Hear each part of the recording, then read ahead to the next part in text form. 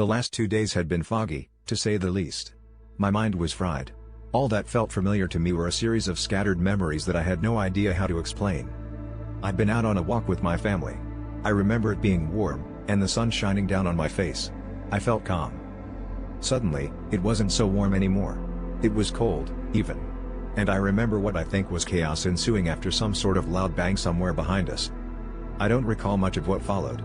All I remember was staring up at the sky. The bright blue canvas above me. Not a single cloud in sight.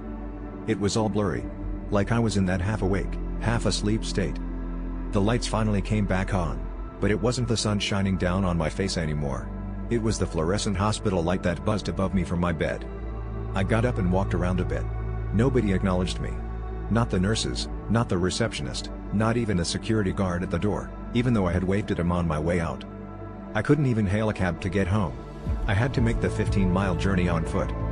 When I arrived, the energy in the house was looming, like a black cloud hung over the entire household. I could feel the tension and sadness in the air. I begged my parents to notice me, grabbed them by their shoulders and tried to shake them, but all they responded with was a shiver. The tears. There were so many tears. I found myself crying at the sight of them. After spending the day screaming, begging for someone to acknowledge my presence, I gave up and collapsed into my bed from exhaustion. I couldn't sleep, though. Hell, how could I? Both my mom and dad stood in my doorway, staring at me with streams of tears running down their faces. It was a nightmare. I guess I mentally tuned them out, though, because after what felt like hours, the doorway finally stood empty, leaving me alone in my room. Through all my confusion and dread, I hadn't even noticed that I didn't have my phone on me. Not at the park, not at the hospital, and not on the walk home.